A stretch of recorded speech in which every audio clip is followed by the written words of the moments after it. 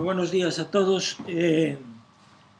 Como habéis visto, la canción que puse en esta mañana primera es una canción que nos invita a abandonar todas aquellas cosas que nos pueden cargar, que nos pueden dar un sentimiento de derrota, de frustración, y a poner todo eso en las manos de Dios y a despertarnos, porque hay gozo en nosotros, porque el Señor nos ha puesto su gozo en nuestras vidas.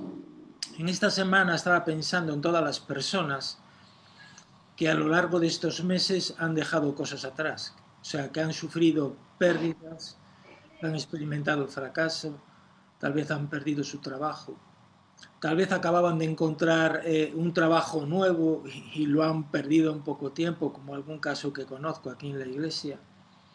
Personas que han visto frustradas sus esperanzas, sus ilusiones de una vida mejor. Y la palabra de Dios tiene mucho que decir para todas estas personas. Y eso es lo que yo querría en esta mañana compartir. En esta semana he estado preparando 4 canciones, 2 para el coro, otra para el grupo de alabanza que seguramente el próximo domingo podemos escuchar, y una cuarta de la cual os voy a leer la letra. Dice lo siguiente. Es una canción escrita precisamente para la gente que está en el pozo, que está desesperada, que está sin esperanza, sin ilusión. Y dice así: el día llegó, el sol hoy no brilla, solo hay nubes y oscuridad en mi alma herida. El día llegó, el cielo no es claro. ¿Qué hay del amor, la alegría que mi corazón ha esperado? Pensé rendirme al final, pero algo pasó, un poder desde el cielo llegó. Sonríe, aun cuando esté dolido yo sonrío. Sé que Dios trabaja, sonrío. A pesar de todo el dolor yo sonrío. Sonríe, sé que es difícil verlo así, pero hoy no te puedes rendir. Te verás mejor al sonreír, sonríe. Cierto predicador en una ocasión estaba ante un auditorio de muchas personas y quiso ilustrar cómo Dios nos ve. Así que cogió un billete nuevo de 20 euros y preguntó cuántos de los que estaban presentes querrían ese billete, porque se lo iba a dar a alguien. Todo el mundo levantó la mano. Y él dijo, bueno, antes de que lo entregue, dejadme hacer algo. Y cogió y empezó a romper los bordes del billete, a arrugarlo, hizo una pelota con él, lo volvió a estirar todo roto y arrugado, y dijo, ¿y ahora quién quiere este billete? La gente siguió levantando la mano, evidentemente.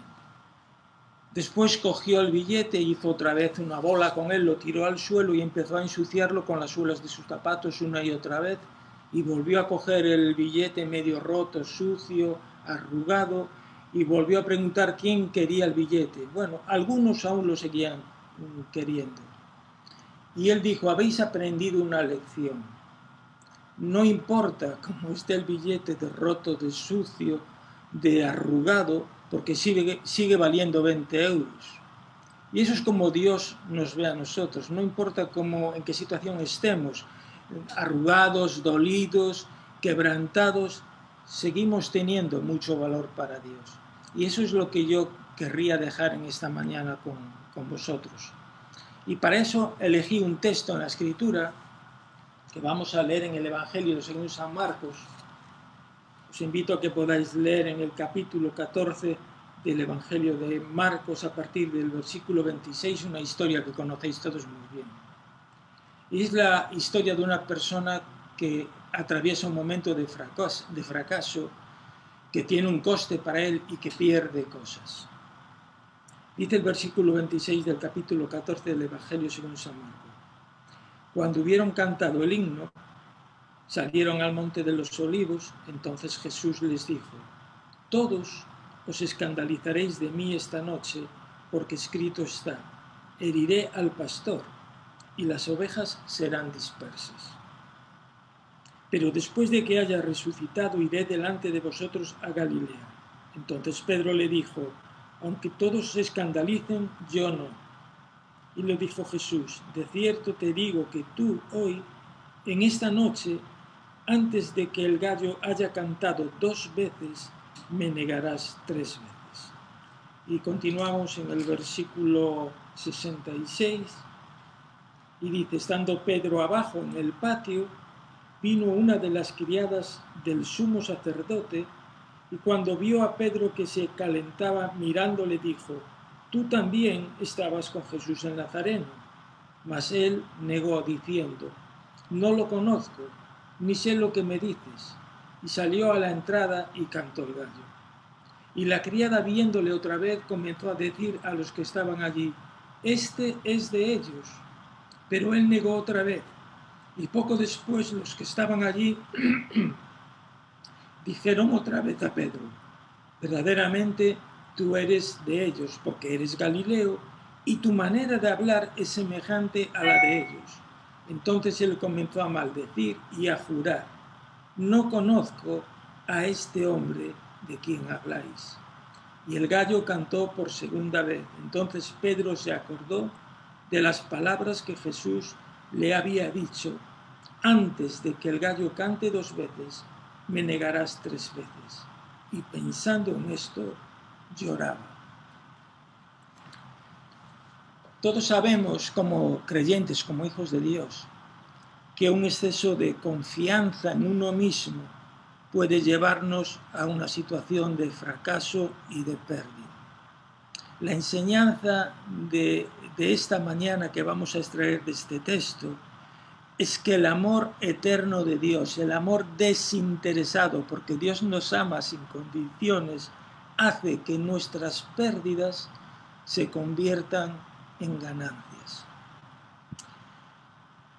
Tal vez en todo el entorno de los sucesos de la crucifixión, de todos los episodios que hay alrededor de él, esta historia, este relato, sea uno de los más tristes, de los más lamentables.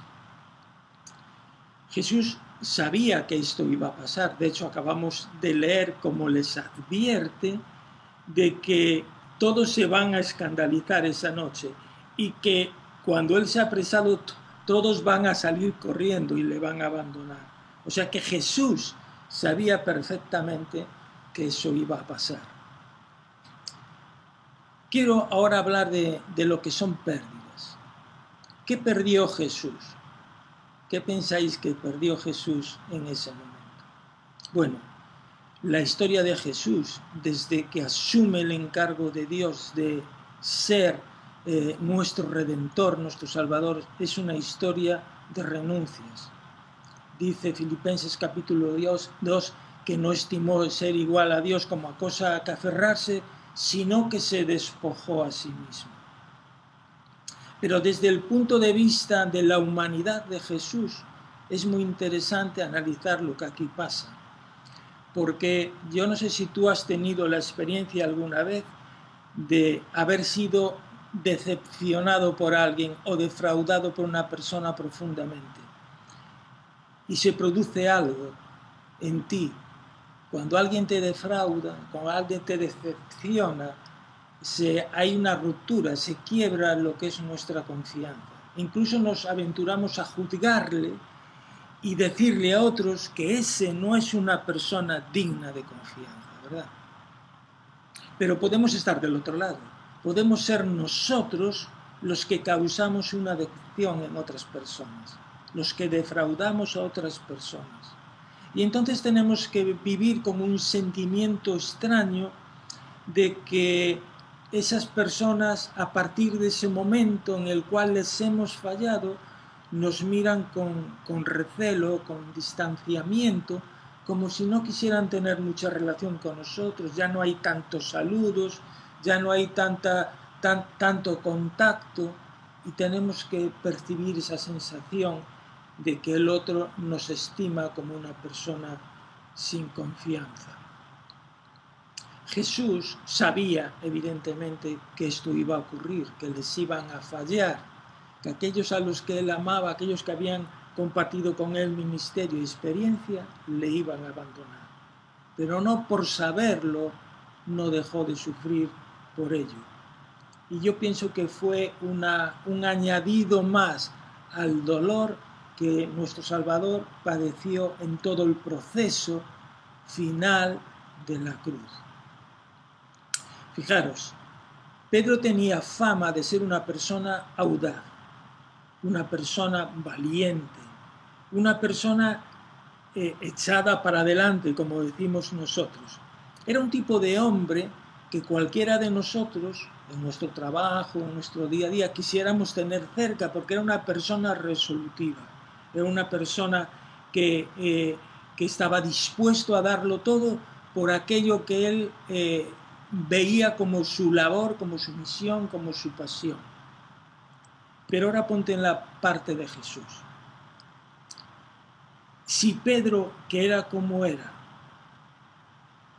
le había demostrado que no podía confiar en él, ¿en quién podría confiar? Era un hombre que había insistido una y otra vez en que él nunca le abandonaría, que él nunca le fallaría. Había juzgado a los demás sí son débiles, aunque ellos te abandonen, yo no te abandonaré. Pero lo cierto es que él también fracasó. Y fracasó en ese momento de una manera estrepitosa. Así que cuando se produce el proceso de la negación de Jesús una y otra vez, cuando incluso Pedro tiene que jurar y elevar el tono de su discurso para convencer a los demás de que él no tiene nada que ver con Jesús, pasa algo que es muy interesante, y es que Jesús le mira. Jesús le mira y lo observa y él se siente mirado por Jesús. Y ahí se produce algo tremendamente duro en la vida de aquel discípulo que era Pedro. Jesús perdió toda la ayuda, todo el consuelo y todo el apoyo de los suyos en el momento que más lo necesitan. Es muy curioso ver cómo a medida que el Señor va acercándose a la cruz, la gente se va apartando de él. Aquellos que le seguían en las multitudes, unos por curiosidad, otros por poder comer. Aquellos que habían estado cautivados por su palabra y por su enseñanza, aquellos colaboradores más directos, todos le van dejando. Hasta llegar a la cruz, incluso decirle al Padre, Dios mío, ¿por qué me has desamparado? En el proceso de soledad que Jesús va experimentando ante lo que es la cruz, la obra de la cruz, los suyos le dejan y le privan de la ayuda, del consuelo, del ánimo, del apoyo. Pedro negó conocer a Jesús porque se asustó, porque le pasó lo mismo que nos pasó a nosotros. Porque el miedo muchas veces nos bloquea. ¿Miedo a qué? A que nos identifiquen como seguidores del Hijo de Dios. Y tuvo que negar y decir que no conocía al mejor amigo que jamás había tenido e iba a tener a lo largo de su vida, al propio Maestro. No conozco a este hombre de quien habláis. Así que en un sentido humano, Jesús perdió el calor, el cariño, el apoyo, la compañía de aquellos que eran suyos y que lo dejaron solo ante el juicio. ¿Pero qué perdió Pedro? Bueno, este episodio tuvo un coste muy grande para Pedro. Tuvo que padecer, soportar lo que en un momento de miedo, de pánico, se vio impulsado a hacer, que fue decir que no conocía a Jesús. Y en el texto del capítulo 22, versículo 21, dice que entonces vuelto el Señor miró a Pedro. Yo no sé qué mirada le echó Jesús.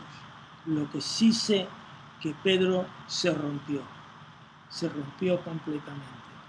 Porque todo lo que él había construido como su personalidad, como su identidad frente a sus compañeros, frente al resto de los discípulos, frente a Jesús, había quedado al descubierto y había quedado en evidencia. Toda la firmeza de carácter, toda su audacia, todo su ímpetu, toda su valentía quedó expuesta en aquel preciso instante en que Jesús le mira y le ve tal y como es. No como él hacía que se le viera, sino como realmente era, y lloró amargamente por ello.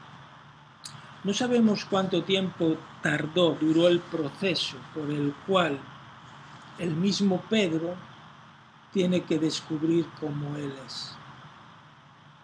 Tiene que descubrir cómo realmente él se ve ahora que es, no como le gustaba que le vieran los demás.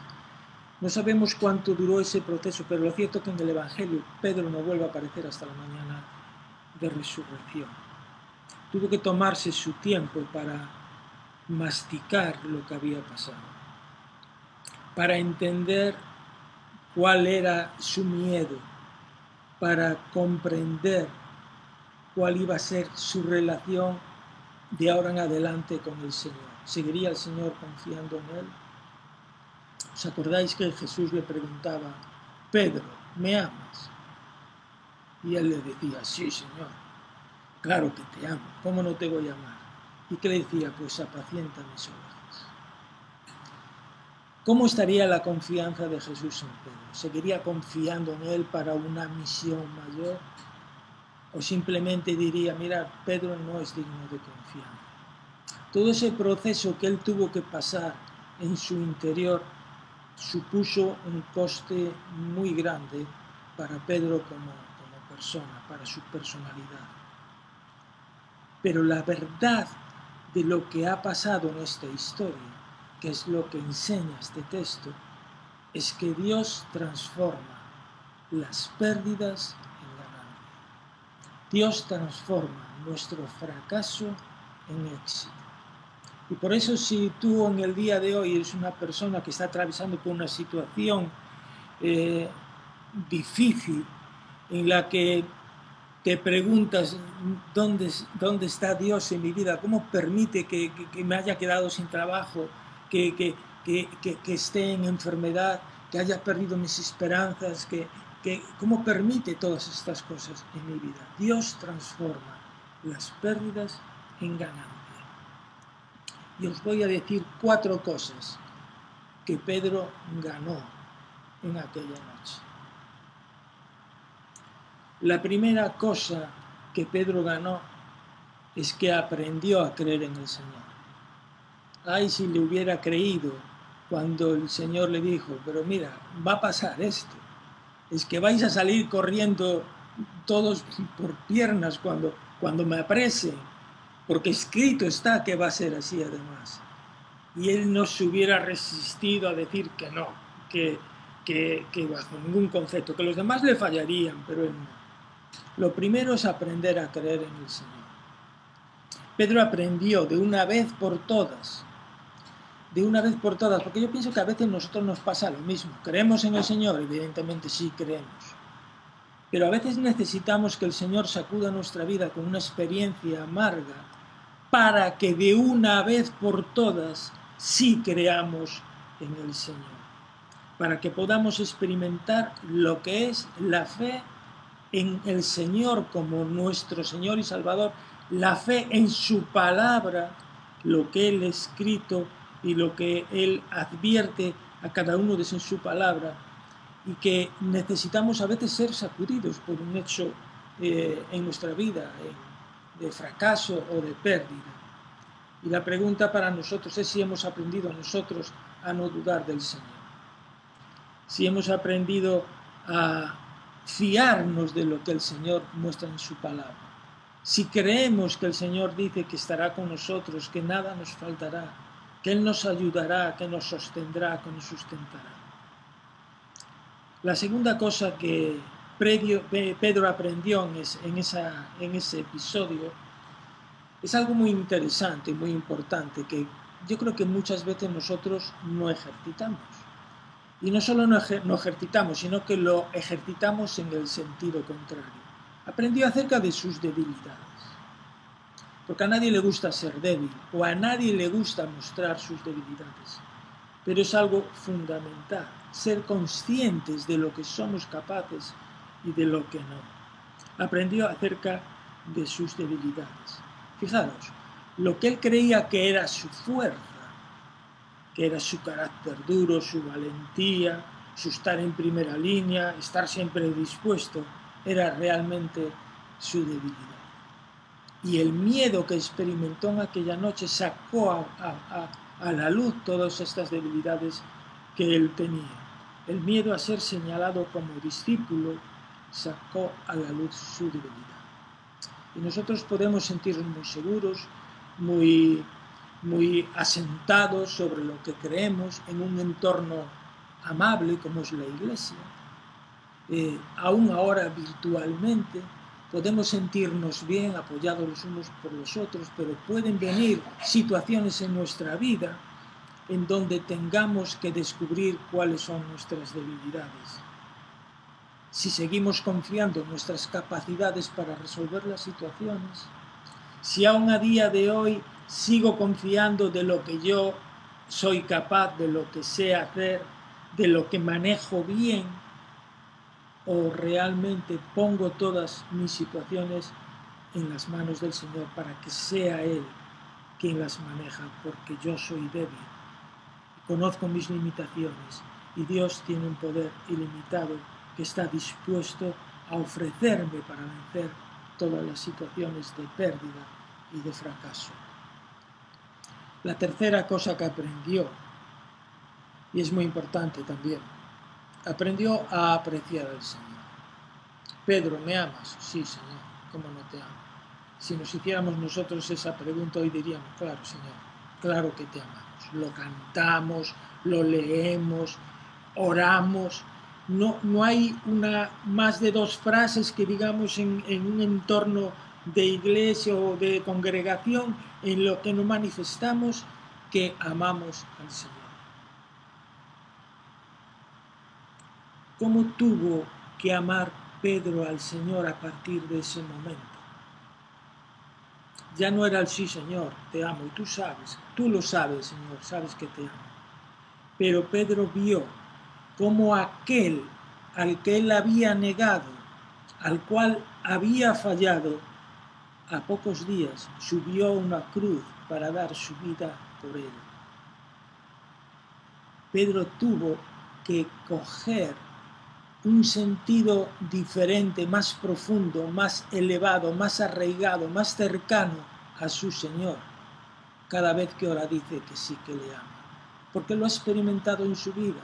Ha visto cómo el rechazo hacia Jesús se ha convertido en el perdón que Dios le ofrece en la persona del Señor Jesucristo. No sé si nosotros nos damos cuenta demasiado a menudo de cuánto está dispuesto Dios a hacer por nosotros. La cruz es una evidencia de lo que Dios está dispuesto a hacer por nosotros. Pero ahora en tu casa, en tu necesidad, en tu enfermedad, en tu problema, en la familia, en el trabajo,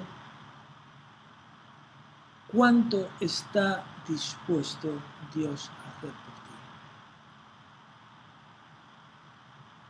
La cuarta cosa que aprendió, y con esto voy a terminar hoy, aprendió el verdadero perdón. Es muy importante vivir en paz, ¿verdad? Los pueblos, las naciones, las civilizaciones se esfuerzan en que haya paz. No siempre se consigue. Es muy importante vivir en paz, vivir con tranquilidad, sin nada que te agobie, que te saque el sueño, que te desvíe de tu propósito en la vida, que te atormente.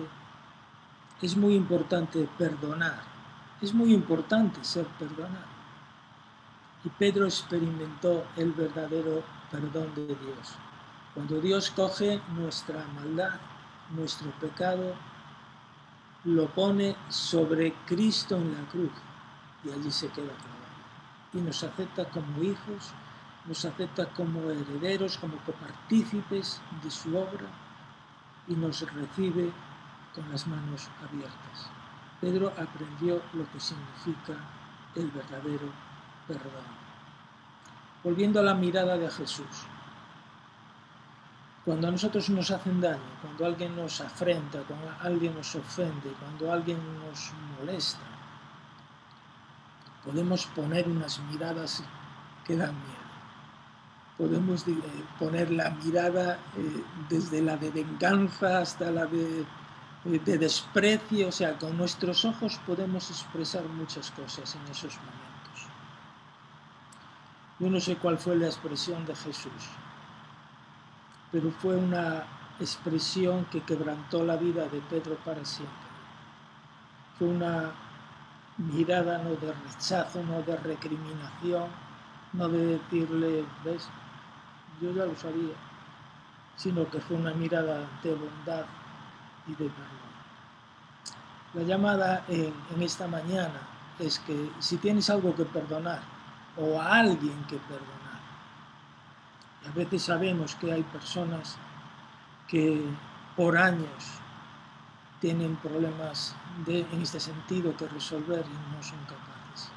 La invitación en esta mañana es que si tienes algo que perdonar, no lo dudes ni un instante y lo hagas. Concluyo. Años más tarde, Pedro se convirtió en uno de los más firmes líderes de la iglesia primitiva, un auténtico pilar en la misión que el Señor les encargó de ir y predicar el Evangelio a todo el mundo.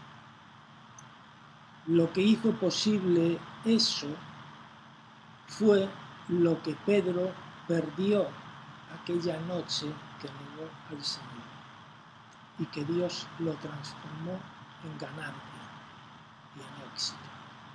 Así que mi conclusión es que si hay alguna persona que en esta mañana esté entristecido, que esté tal vez agobiado por las situaciones personales, que a veces pueden ser muy duras, por la enfermedad, por la carencia económica, por la falta de ilusión, falta de futuro, que tengas conocimiento de que el Señor conoce cada una de estas situaciones, que tengas la auténtica certeza de que el Señor te va a fortalecer, te va a hacer que aprendas acerca de tu relación con Él, acerca de tus debilidades, va a hacer que todavía ames más al Señor, va a hacer que entiendas realmente el regalo del perdón divino, que puedas perdonar a aquellos a los que tienes que perdonar. Y seguramente tu vida va a ser bendecida grandemente. Pues ojalá que el Señor nos bendiga y nos ayude a tener fe, esperanza y confianza, y aún en medio de las dificultades, como dice la canción, pongamos una sonrisa porque Dios está trabajando con nosotros en cada una de nuestras vidas. Que el Señor nos bendiga.